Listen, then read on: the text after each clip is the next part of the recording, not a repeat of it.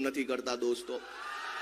અને એટલે હું ગુજરાતભરના તમામ ખેડૂતોને વિનંતી કરું છું, ખાલી કપાસના ખેડૂતો દુખી છે એમ નહીં, અહીં સુરેન્દ્રનગરમાં મીઠું પકવતા ખેડૂતો, ઉત્તર ગુજરાતમાં બટાકા પકવતા ખેડૂતો, દક્ષિણ ગુજરાતમાં શેરડીના ખેડૂતો, મધ્ય ગુજરાતમાં તમાકુ પકવતા ખેડૂતો, પશુપાલકો, દરેકની સાથે એક યા બીજી રીતે કડદો થઈ રહ્યો છે।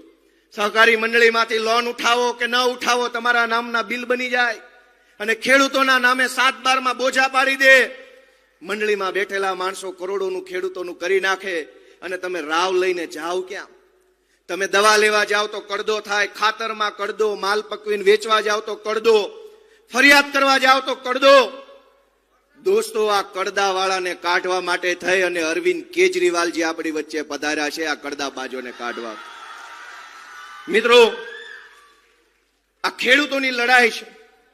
ભાજપને તકલીફ શું વાતની છે કે જ્યારથી વિસાવદર વિધાનસભાની ચૂંટણીની અંદર વિસાવદરના અમારા ક્રાંતિકારી ખેડૂતોએ ધડાધડ ઝાડુ દબાવ્યું અને આ લોકોના મોઢા કાણે આવ્યા હોય એવા કરી નાખ્યા, અને ત્યારથી આ લોકો ઉશ્કેરાયેલા છે। વિસાવદર વિધાનસભાના ખેડૂતોએ ગુજરાતને બતાવ્યું કે ખેડૂતમાં કેવડી તાકાત છે। ઝાડા થઈ ગયા ભાજપ વાળાને વિસાવદર પછી, પણ આપણે ત્યાં ભાભલા કહી ગયા છે કે ઝાડા થઈ ગયા હોય તો ચડિયું બદલે મેળ ન પડે, દવા કરવી પડે। ભાજપની સરકારને ઝાડા થઈ ગયા છે અને બદલે છે મંત્રી। હવે મંત્રી બદલે મેળ નહીં પડે, આખી સરકાર જ બદલવી પડે એમ છે। હવે બે પાંચે મેળ નહીં પડે। વિસાવદર વિધાનસભાના ખેડૂતોનો હું આભાર વ્યક્ત કરું છું અને આજે આ કિસાન મહાપંચાયતમાં ગુજરાતના કદાવર ખેડૂત નેતા, છેલ્લા 3 દશકામાં એમના જેવડા કદાવર ખેડૂત નેતા થયા નથી એવા સ્વર્ગસ્થ કેશુબાપા પટેલને પણ હું અત્યારે અહીંયા યાદ કરું છું।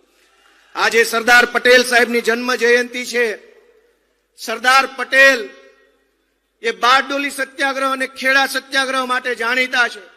અંગ્રેજો પણ ભાજપ વાળા જેવું કામ કરતા હતા, ખેડૂતો પર કર નાખે, વેરો નાખે, ટેક્સ નાખે, જુલમ કરે અને ખેડૂત સામે અવાજ ઉઠાવે તો પોલીસના દંડા લઈને પોલીસ મોકલે। પણ એ જમાનામાં ખેડૂતોનું નેતૃત્વ સરદાર પટેલે કરેલું। ખેડા સત્યાગ્રહ સફળ થયો, અંગ્રેજોએ પાછા પગલા ભરવા પડ્યા। બારડોલી સત્યાગ્રહ સફળ થયો, અંગ્રેજોએ પાછા પગલા ભરવા પડ્યા। મને પૂરો વિશ્વાસ છે કે બોટાદની બજારમાંથી હળદરથી જે કડદા કાંડ આગળ આવ્યો છે અને ખેડૂતો જે આગળ આવ્યા છે, ભાજપની સરકારની પીછેહટ થશે અને થશે દોસ્તો।